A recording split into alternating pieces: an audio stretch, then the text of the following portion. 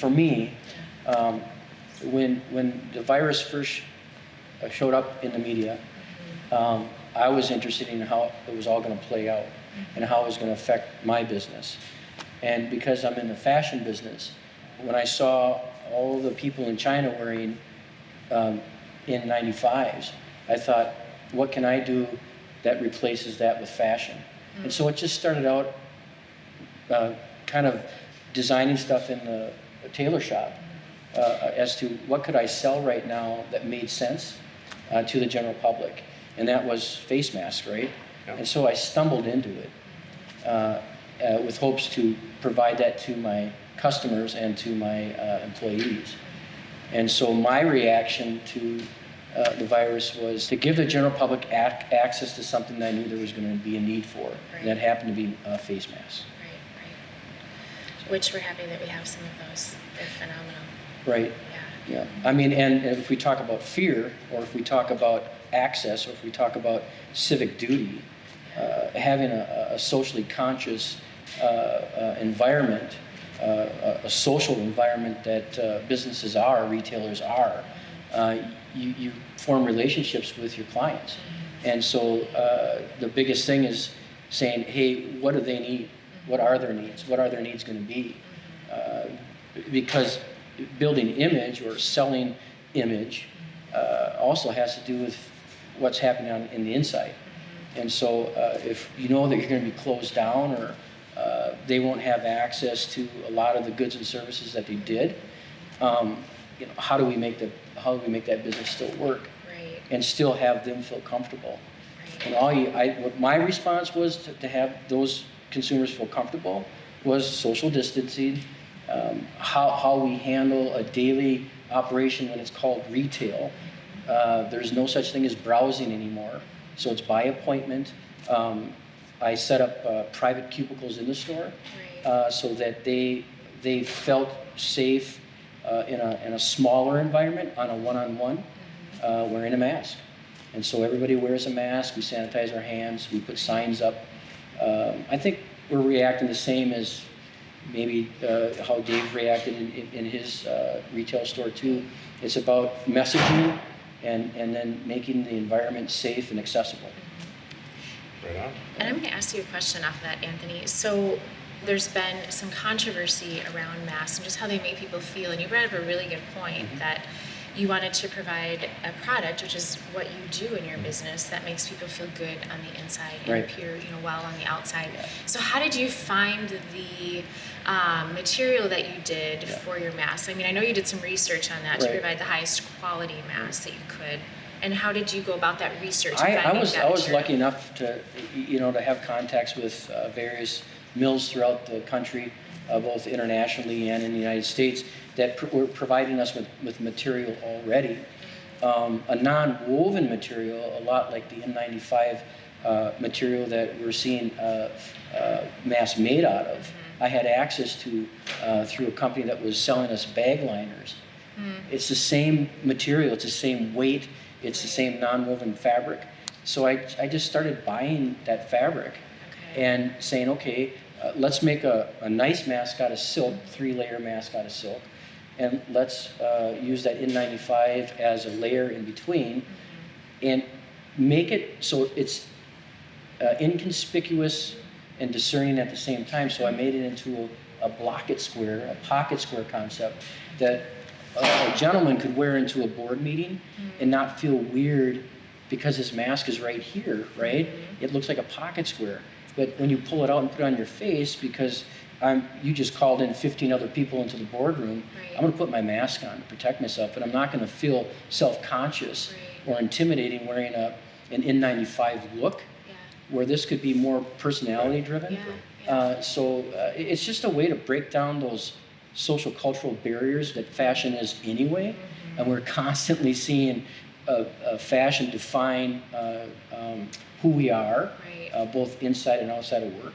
So it's just a way of saying, hey, it's a simple little product that if you decide to protect yourself, we're going to make it fashionable, and you're going to have access to it. Very clever. I like that. And, we talked 2 months ago, that would have been a great Saturday Night Live skit. Sure. You know, pull out your mask and put it Right. on your face, and now it's like this sort of new reality where a gentleman can pull out The his first- pocket square, Right. put on a face mask, Yeah. mask Right. and arguably protect You himself. know, the first Right. video Rehearse that I shot was just a lark. And you're right, it was just like me being political in a way, saying, hey, look, you can be fashionable too. But, you know, But now you're setting a new fashion trend. yeah, well, I you know, it's funny that Or an old new. Polo Ralph Lauren, Tommy Hilfiger, Brooks Brothers, they're all doing mask tie combination concepts. Okay. I'm a suit maker. I'm a retailer. My goal is to get past this fashion trend protector and Right. get back to doing business as normal. It's been a great way for consciously to let my employees do something that massages their brain, that they can be there every day, be safe, making something and supporting our Jaime's culture, but also the culture outside of our store. So it's just a mechanism right now to be able to stay in business, keep people healthy in their minds, give their hands something active to do, and then give the general public access to the resources they are being denied, right? You solved a lot of problems in that. Yeah. Yeah, both internally in your company Sure. and then Yeah. externally for your customers. Yeah. So it's a win-win for everybody. Absolutely. Yeah. For myself, when all of this started to happen, I quickly started to realize that this was going to impact us in really profound ways on so many different levels related to us as a individual and then as a community and then on a global scale. Given my background in medicine, I initially thought, what can we do from our platform to try and give to individuals that's going to meet a need around health and wellness. And so we tried to provide a free experience, knowing that the healthcare crisis was quickly turning into an economic crisis. And in that, as Jamie and I were talking, we just said, hey, let's see if we can do a little bit of good in this, and we'll give people the option, if they're able to make a donation. And very quickly humbled by how many people, whether it was $5 or $100, chose to click that box and make a donation. And that kind of catapulted this energy within myself to, and it's always been a resonating philosophy for me as a leader to say, what can we do versus what are we unable to do? I'm very much a half glass full person, and I want to look at what we're focused on, what we can achieve, where we can go, what we can do. And in this situation, honestly, I think we're still in this space, we can rise together or we can fall together. And I looked at the donations that started to come in and what we could do with those as a way to connect with other fellow like-minded leaders and say, how can we lift our community up? And there's so many needs in the community right now, but given that I've been close to the front lines of healthcare, I could quickly see that this was going to become an issue for them for many reasons, as we're seeing unfold. And if we can do something for them during this time, it would be a way to make a big impact. I mean, quite frankly, the healthcare profession has been struggling with a lot of these issues we're seeing heightened now. So burnout, fatigue, compassion fatigue, looking at divides between frontline healthcare workers and administration, and even signs and symptoms of PTSD in our clinicians. That was here before COVID was, and now COVID has just brought, kind of a new awareness to it, and it's kind of certainly made it more prevalent and more critical that we start to address these issues. So this is one way that we can serve our frontline healthcare providers, because they're kind of our soldiers in this right now. I mean, wherever this goes, they have to get up every morning and they have to go to work and they have to face this closer than most of us ever will. And I feel like any individual who does that deserves some kindness, some compassion, and some kudos. Your vision is awesome, and I think Anthony and I both agree that we're just proud to be a part of what your vision was to share some smiles and some practical things like meals and mass to the hospital workers, and we've seen the reaction, right? The reaction was on the front of the paper today and shown on the nurses and doctors that really appreciate that, so that's awesome. As a community, what can we do? Well, connect with like-minded individuals who philosophically align with you. And for me, that's what can we do mentality. And Dave and Anthony are that. You know, you're taking a leadership role in your community and serving in a way that resonates with your businesses and other leaders in your, respective communities. And I think it's important that we all realize in this that there are things we can do. So don't get stuck on the things you can't do. They're there, they have to be acknowledged, but don't get stuck in them. Start to move yourself forward with the people you can, and start to move yourself forward with the things that you can do. And giving back is one of the easiest things that you can do in some way, shape, or form. Yeah, I think capitalism is a saving grace, because we've been programmed to be consumers, and in order for people to be flexible, you need to be able to either have a place you can go and drink wine and socialize, to relax and to enjoy other people, or you come to a retailer to shop and buy things that are a want, need, and desire. But what's great about the ability to make money is we can create resources. And either it's food resources, or it's mask resources, or it's wine resources, or whatever it might be. I think it's wonderful right now to be a capitalist, because we can raise the money, supply the resources to people who need it. Yes. And that's an effective tool. And whether it be online, retooling your online presence, selling stuff online, whether it's rethinking your business model and how your floor plan works when people come back, whether it's a person sitting at home who are just as courageous sitting at home as the people that are the outdoers, people out doing. They're trying to recreate or reinvent themselves at home too. Yeah. So it takes a lot of courage and a lot of support, because there's not a lot of people who have the opportunity to become entrepreneurs. So there might be more small business created out of this thing than we ever thought. So there's a positive side of this, a self-reflectiveness that takes place when you're at home. Your family dynamic changes, who you are as a person, the books you read, the videos you watch, the people you interact with. Those are all things that are going to get us through this. Well, we're talking about a mindset, right? Yeah. And an actionable mindset. Right, yeah. And anyone can do what we've done together. Yeah. They can, and it doesn't have to be buying meals en masse and delivering them to their hospitals. It could be something as simple as going to a nursing home and showing a sign made by your teenage kids that we're here for you, we support you. And I mean, how blessed are we to have these frontline healthcare workers, right now. They're doing amazing work, and things are stressed. We just tried to brighten up the day a little bit with meals en masse, but anyone can do what we did. It doesn't have to be meals en masse.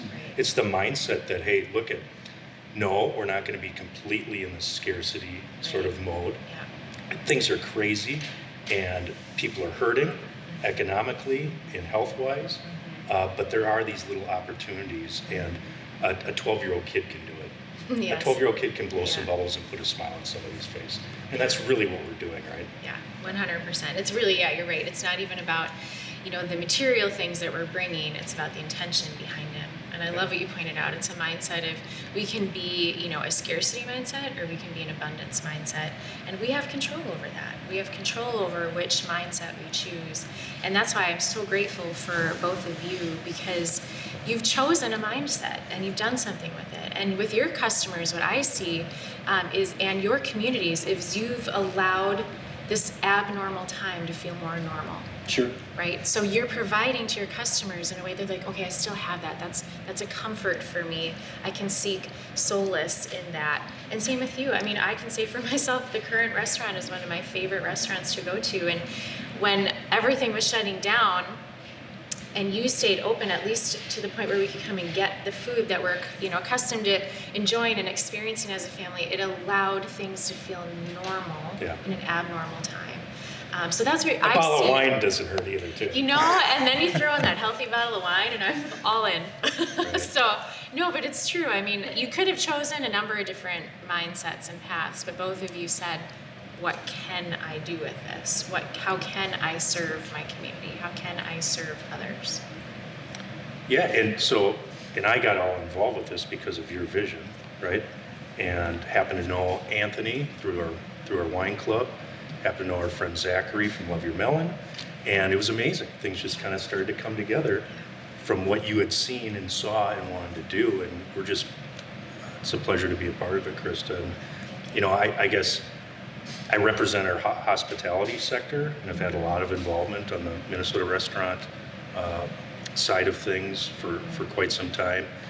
And our industry people are hurting so bad. Like we are, it's arguably a, pandemic health crisis and also an economic crisis. Yeah, absolutely. An economic war, arguably. And our restaurant industry, 300,000 jobs, 10% of the workforce in the state of Minnesota, and we've just been crushed, right? But even these operators, they can do some things, right? Together, if we come together, we can do some things and we can make a difference. And hospitality, when you boil it down, it's a 5-syllable word, and it means be nice. That's all it means. That's all we have to do, right? Yeah. I think a society that eats together stays together, and when we're apart and we can't eat together, we're still finding ways to eat together and drink wine. Maybe it's barbecuing, maybe it's your small social bubble, but the desire to be outside, sitting on a day like this down at the Current on the patio, watching people get off their boats. Those are the memories. Those are the emotional parts that we're missing, and so how do you package that? How do you repackage that product, that emotional product, online or in some other physical form? That's been the hardest part about even clothing. It's like I can send you clothes via UPS or mail, but what people really want is the environment. They want the connection in the environment, the senses, all the senses working, right? And so I'm still thinking my way through that, problem solving that process, right? How do I create Jaimes online and you still get a sense of being there? That's a tough one. And it is an economic problem. It is. It's luckily enough, we've got a federal government now that we have federally backed banks. So I don't think we're going to see big failures like we saw during the first pandemic of 1918 or the depression of the 1930s, right? Because we've got banks that are backed. They say they're not going to fail. They're supplying loans to small businesses to help them out. Some forgivable, some not. Some businesses have access to them. Some businesses don't have access to them. So it's in a short amount of time, we're talking 8 weeks, we've managed to save some small businesses. We've managed to create new product and new outlets for our consumers, and we're trying to survive in an economy that was typically really focused on self, right? Really self. It's about what can I buy, what can I get, what can I have. That consumerism does not go away very fast. It takes a long time to retrain a society that has access to everything, now has access to less. And so I think it's a great reboot. It's a great way to look at health and fitness. It's a great way to look at eating food and breaking bread with people. It's a great way to look at clothing. What do I have? What do I need?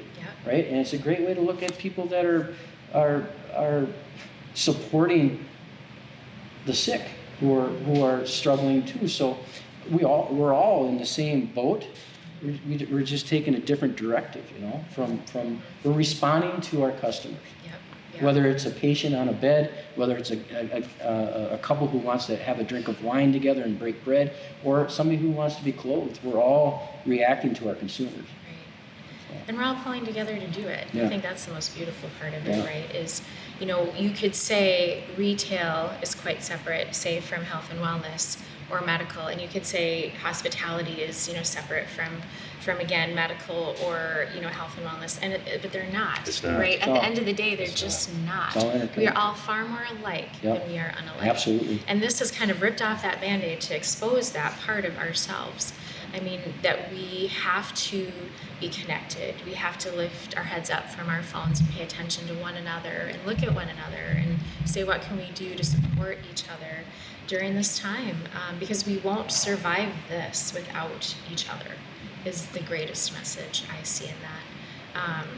And I feel incredibly fortunate to have partners who so quickly, you know, kind of have that yes we can mentality and say, yep, we can make a difference. Yep, we can do something. And Anthony, I mean, so quickly you're like, yep, I can make and I can donate masks. Zach, yep, I can donate a ton of masks. Chuck's like, yep, I will match those donations. Dave, you're like, yep, we're gonna get those meals made and we'll deliver them wherever they need to go. I mean, there's all these yeses, right? During this time where we're feeling a lot of no's, there are people creating a lot of yes we can drive. Mm-hmm. Well, it's true, and and again, it's the soccer mom that can do something like this. Yeah. It's a teacher. It's a parent. It's a teenage kid. It's a grandparent. Anyone can do what we're doing, and this is just us coming together. You know, my restaurant friends, and I'm certainly not immune. We're legitimately concerned about, okay, are the doors going to be open in a month? Yeah. Are they going to be open in 2 months? Right. Right? And amidst all that worry and doubt and uncertainty, you're seeing our restaurant community come together right now. I'm talking to operators, and they want to help. They want to help others.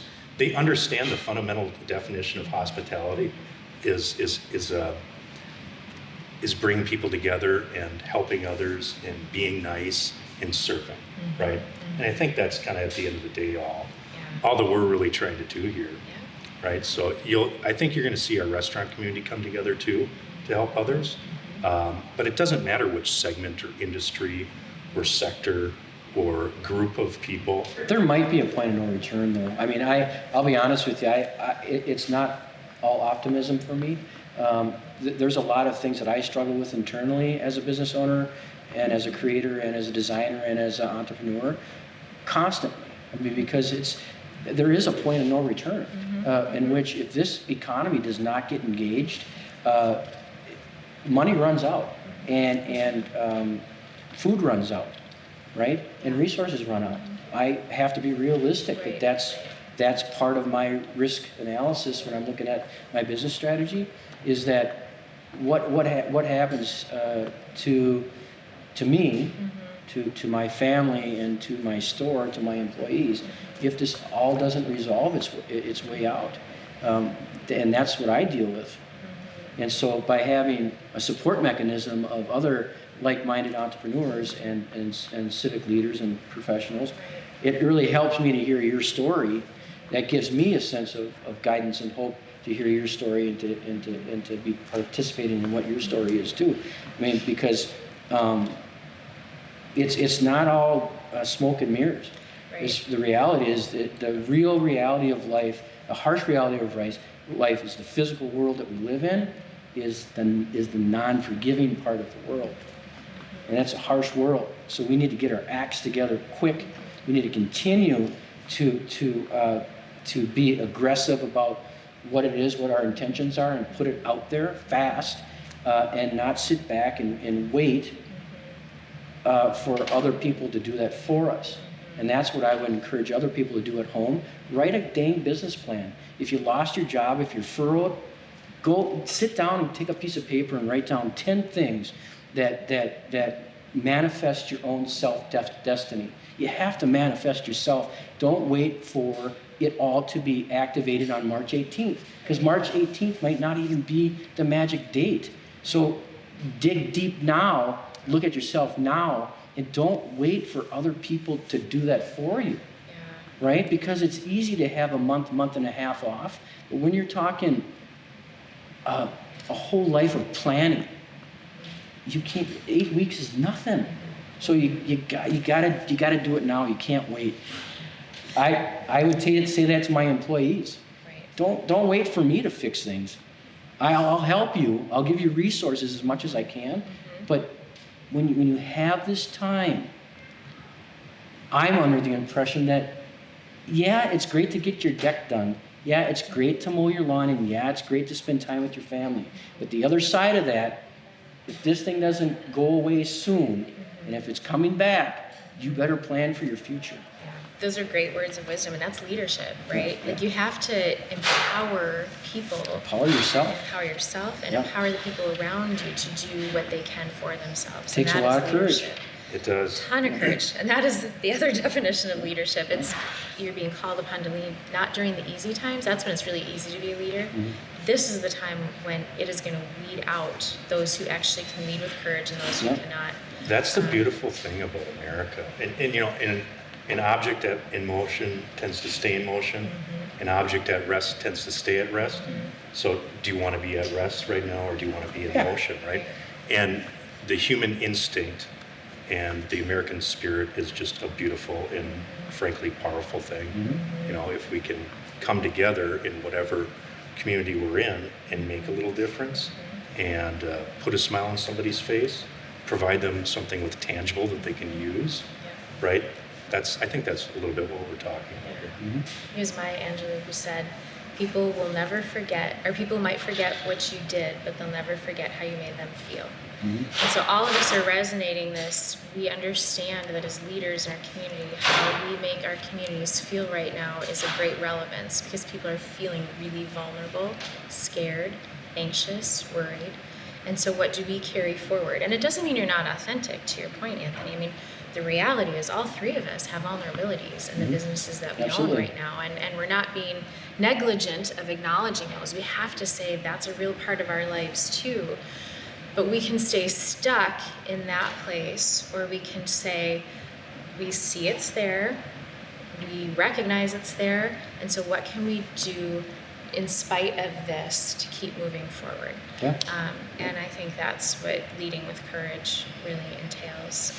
And you know, here we are sitting in the beautiful Self Esteem Brand Headquarters, and they've been impacted as deeply as the three of us. Absolutely. You know, my business partner Chuck, and he's having to do all the same things we are, reinventing how you do business moving forward on all 7 continents. Yep.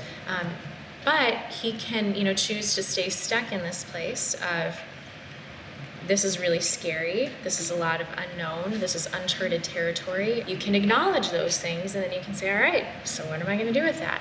And move forward.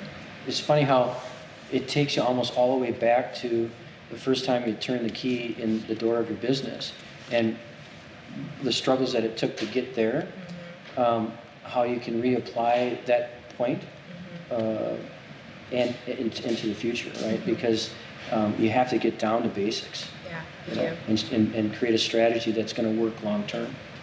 And I'm sure both of you have, or my hunch is both of you have experienced this, but Jamie and I, as we've been working together a lot these last couple of months and relying on each other a lot these last couple of months, I've learned a lot about myself and the mission even that I want to carry forward in the Point Retreats, and things that were always there that maybe just kind of jumped out at me during this time, because I had more time to self-reflect. I had more time to think of, you know, business plans and the future of the business. And a couple of things that have become really pronounced to me is, I'm sure both of you are hearing a lot of commotion, a lot of opinions, a lot of energy from different sides of all of this. And I'd love to hear your thoughts on how you're coping with, you know, so many different point of views as they come into your space. But for me, I've really been able to realize that for me, I think it's healthy to have a lot of different point of views. I've never been someone who says I need to be with those who are most like me and think like me. I actually have grown a deeper appreciation for those that think different than myself during this time. And it doesn't mean that I'm going to change my opinion, but it means that I want to hear what others are saying in this time now more than ever, because I don't think any of us have the answers to this. I don't know that any of us will have the answers for years to come. There's value in learning from each other. I read this quote the other day and I was like, yep, that's what the point is all about. And it is, as a nurse, you are tough enough to understand everything and you are soft enough to understand everyone. And that is really how I want the point to feel for people when they walk in the doors. It's the brand I want to create. It's what I want to be part of building in our immediate community and within the culture of our state, country, and outside of that. I am grateful for this time because it's reconnected me back to a lot of my nursing roots by going back to the front lines. And I've always stayed in touch with my healthcare colleagues there, but it's given me a deeper appreciation for them. But it's made me also go, that is the foundation of how I still want to have us serve at the Point Retreats. Mm-hmm. So I'm grateful for this time. I am actually grateful for the opinions coming from all different angles, because that's how I feel like as leaders, we're going to sift through some stuff maybe we've needed to sift through for a little while and put ourselves in a place to continue to lead. Well, and to actually have results and actually do something that's actionable and impactful, like you envisioned, we can come together with different viewpoints, right? You and I don't have the same viewpoint on everything. Yeah. We've talked about some of these things, and Anthony, I suspect there's some differences in our viewpoints as well, but we do have an alignment on this cause, right? We are like-minded in many regards, and through that coming together, we've demonstrated that we can achieve some things that are helpful amidst all this chaos. I think brand, as I look at brand, that has a tendency to be a sifter for likenesses and people being unlike each other, right? In order to relate to an individual who is consuming a brand, the Point or the Current or Swirl or Hymies, right? You automatically run into people who are like-minded. But of course, there's going to be textures and nuances within their personalities that are unsimilar. And that's the neat part of it, right? That's what creates the banter. That's what creates the culture. I